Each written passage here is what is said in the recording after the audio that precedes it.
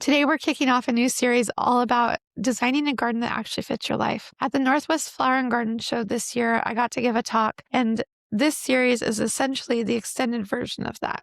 The one I wanted to give but couldn't because I walked on the stage with no voice, a honey stick in hand, and half the content cut the night before because I knew I wasn't going to be able to make it through. So if you're in that room, thank you for sticking with me. My voice is not fully back, but we're moving forward. And over the next few weeks, we're going to dig into my framework for personalized garden design. It's about acknowledging people, developing priorities, and setting parameters, and how to use those three things to build a space that's actually designed around your life, not just a collection of beautiful plants that somehow never quite comes together. If you've looked at your garden and felt like something was off or that you couldn't put your finger on why, or you're not even sure where to begin, I hope this series gives you some clarity and a real path forward. Welcome to the Relish Gardens podcast, where we have conversations about the intersection between the garden and your life and how all of those things are intertwined. How to care for your space, how to prune, basically everything that's related to the design, development, and keeping of a garden. I'm Claire Liddell Hanna, the founder and lead designer at Relish Gardens, where we build, design, and maintain beautiful gardens. Let's dig in. We start gardening with like a plant or a series of plants. It starts in the vegetable garden or, indoors to outdoors, or it's wanting to grow flowers. I think hydrangeas, I always call them the gateway plant. It's like, I want those beautiful blooms. I want those in my yard. I want to live around them. I want to bring them in and put them in vases inside. Those types of early gardening acts brings you into this garden world that we're all existing in. We acquire all this stuff. We have these ideas of how we want to spend our time in the garden.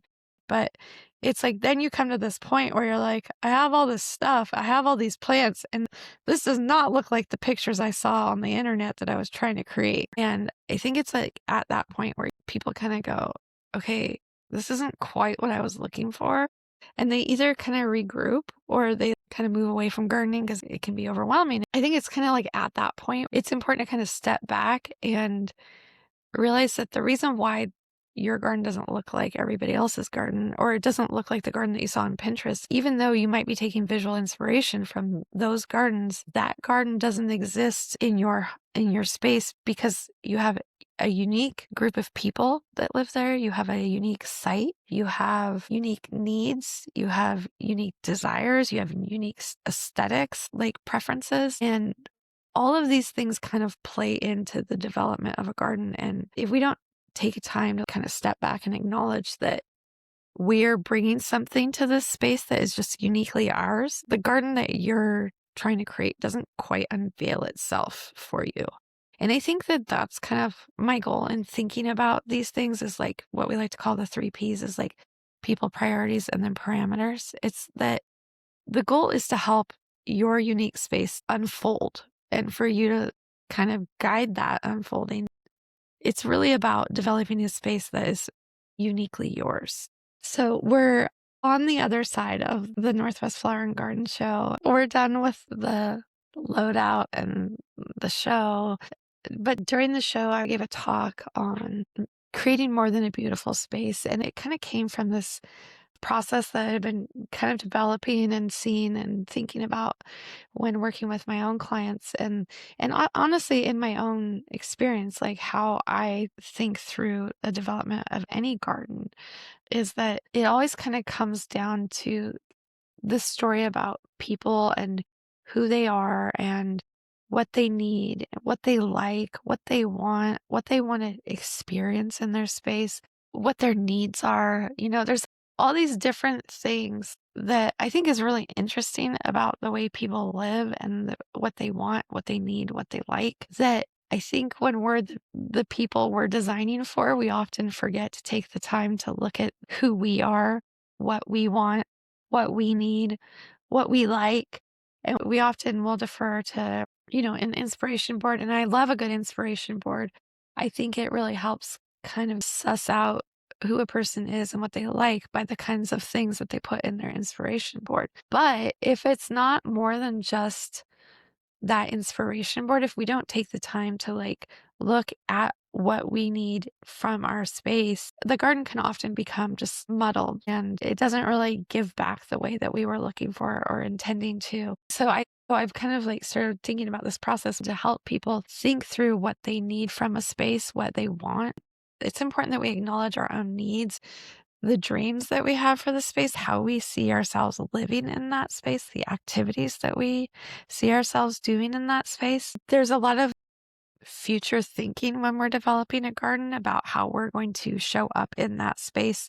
To just take the time and write that down and to kind of acknowledge what you and the people and the animals and the neighbors and everything that kind of like interacts with your space, what is needed and what is wanted and what's desired. Taking the time to do that can be a really eye-opening experience about what actually is your priority for that space. And I think it's one of those things that kind of moves you along this decision path. You begin to kind of see the priorities kind of naturally develop. So Nicole, who works with us over at Relish, she's producing this, often jokes that she calls this my eat your vegetables approach to designing a garden, because before we even start putting the plants in, my goal is to think about how is this space going to be used. Say you have children and they have toys, and you have a spouse who likes to cook outside and likes to putter in the garden. Stuff piles up at the back door all the time. We're going to talk about stuff later too in the show. We'll get into that in more detail. But if you don't acknowledge the activities that you actually want to participate in the space, and that might just be the act of physical gardening, moving plants around, pruning plants, growing plants, developing plants, but often it's more than just the act of working with plants. Often there's multiple competing desires that are often part of the development of a garden. Acknowledging those early and developing a spatial plan for how you're going to incorporate those instead of disregarding it and thinking, oh, I'll figure that out later. It prevents this kind of overwhelm and clutter buildup. It prevents that kind of stress inducing part that can come with gardening, and it frees you up to do the fun stuff because you've kind of already taken care of it. You've taken care of it early and it's done, and now you can kind of enjoy it. So yes, it's kind of my eat your vegetables first approach to gardening, but I think it frees you up later to really fully enjoy the gardening and the act of gardening and living in your space. We always start with the people. We acknowledge what they bring to the table and what they bring to the space, and then, the site and all of the other things that we have to consider as we're kind of thinking about all of the ways that the people and the animals are going to interact with this space. We start to kind of clarify what the priorities are for this garden. It doesn't always necessarily fit, but I think the act of actually thinking through and writing down and acknowledging your wish list and then going through it and really thinking about what is my priority.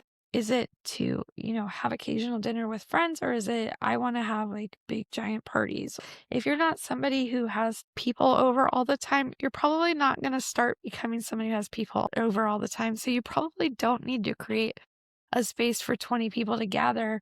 And you can really like prioritize that space for, you know, a rare collection of, I don't know, pick your interests. After we kind of develop priorities for the space, it's that point when we really start to be able to get into the fun decision making, the color palettes and the choices for hardscape and actually developing design parameters for the space. There's a lot of writing and thinking and decision making that happens through this process of designing a garden. And it's especially challenging when you're doing it over time versus just in one fell swoop. Because if you're personally developing your own garden over time, it becomes even more important to kind of develop really defined parameters for how you are going to make decisions going forward in your garden. And you might actually define different parameters for certain parts of your gardens. Like your garden as a whole, you might have different spaces that have different parameters, but defining it and taking the time to kind of think through each of these spaces is going to help create a more cohesive and intentional garden that feels more than a collection of plants. It's a thoughtful and curated collection. I think often that's what we're looking for, and how we do that and what that looks like is different for everyone. Okay, so we're going to define our parameters. Just a broad overview. There's always the site. You have to acknowledge what the site brings to the space. There's not a lot of getting around it. You have to acknowledge it. And then you can work with it, or you can very expensively decide to rail against it. But it usually costs a lot of money if you're deciding to make a lot of changes to the existing site. That is the quickest way to spend a design budget. And then I think the other thing that often gets forgotten when designing your own garden is how people circulate through a space. Often it's added in or it becomes a frustration. You'll see what we like to call like deer paths. It's people will cut through spaces because it wasn't planned out ahead of time. And now you have whole garden beds that have little tiny treks where people are cutting through. And then that trek actually becomes a larger walkthrough area because people just continue to use it. A lot of this is just observation and acknowledgement, you know?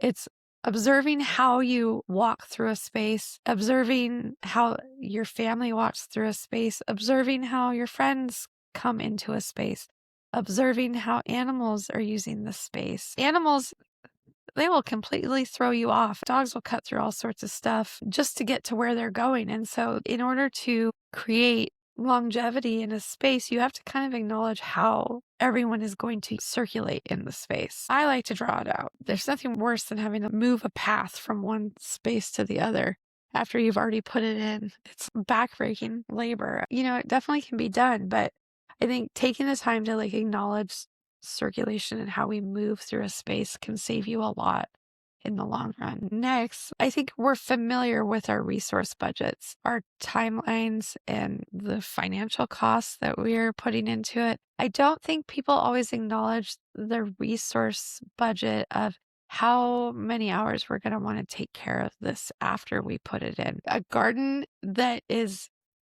built is only as beautiful as it is developed. And so if you don't think about how much time you're actually going to be able to put into this garden, sometimes we overcreate and then all of a sudden we don't have time to keep up that garden.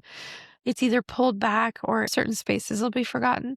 So thinking about how much time you're going to want to put into a garden before you start developing these spaces can be a really valuable way to save yourself a lot of frustration later. If you haven't done a lot of gardening, it's going to be hard to kind of know which things can save you time. That one just kind of comes with experience, unfortunately. And then finally, we get to color and material choices and plant choices and texture. It's like so far down this process. It's the fun part. We all want to start there.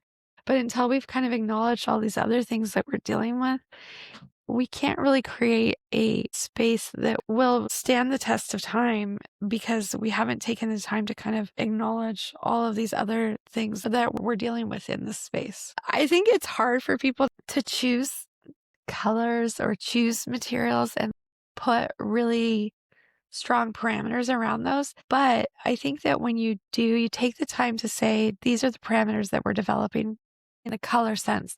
These are the parameters we're developing in a material sense.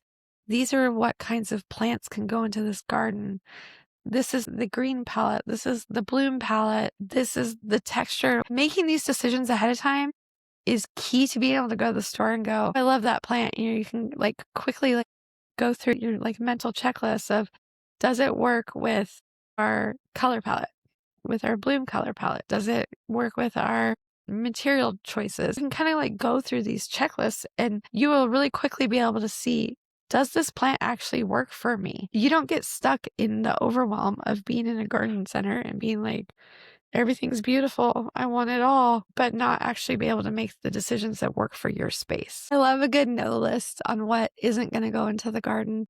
It helps me kind of stay in my lane in what I'm trying to create. I think you can definitely create different parameters for different sections. We've talked about that a little bit before, but you can create different rooms or areas and you can have different set of parameters for each of those places. But when you're developing a space, if everything belongs, nothing belongs.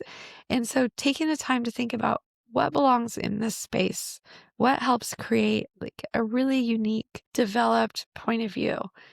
And that often means that there's a lot of stuff that doesn't go into the garden. I mean, this year at our show garden, I didn't put any blue flowers in this garden. There was no blue. It was reds, oranges, little bits of yellow, and white. That was pretty much it. If anything had actually bloomed blue, I would have pinched it out before the garden opened because it didn't fit. It's hard building a show garden because I'm like, oh, this only exists for a little bit. I maybe could get away with it. But then I'm always thinking, well, if in 6 months this is blooming, it doesn't actually work with this garden. You can also create, color stories that change through the fall and spring, summer. There's a lot more creativity that happens when you create defined parameters for a space. I'm not somebody to come in and buy this or do that. I'm like, no, I need to know what it's going to look like in the end. I need to visualize the whole thing ahead of time. It always changes, it always develops, but it's generally pretty close. Then it's just about making it happen. Sometimes you do some of this like initial work, and then you do just have to kind of start and get into it. Like I found this copper and I'm like, okay, like all sorts of other stuff is out now because we are going this direction. Now I've created my no list because I've made a decision. And so you don't always know where your parameters are fully going to be. But as you start to develop or make choices, those parameters start to develop. And then acknowledging that you've already made that choice and kind of sticking to it and thinking, does this actually fit? Does this actually work? It helps create a more unified look. I'm a fan of maximalism, but you got to know where your maximalism is heading, It's all about developing those self-imposed constraints that help you develop a really beautiful space. It makes decisions a no-brainer. You don't have to think about it because you already made those decisions. Now you just acknowledge them and move on. Over the next few weeks, we're going to dig much deeper onto each of these 3 things: people, priorities, and parameters. Next week, we're going to start talking about people. And I have a good friend joining me for that conversation. We'll be talking about celebratory beacons, and I can't wait to share that one with you. That's it for today's episode of the Relish Gardens podcast. If you love this conversation, make sure to subscribe. We've got new episodes every week. And if you know a gardening friend who'd love this, send it their way. Sharing the show helps grow our little garden-loving community. Until next time, I hope you find something in your garden to truly relish.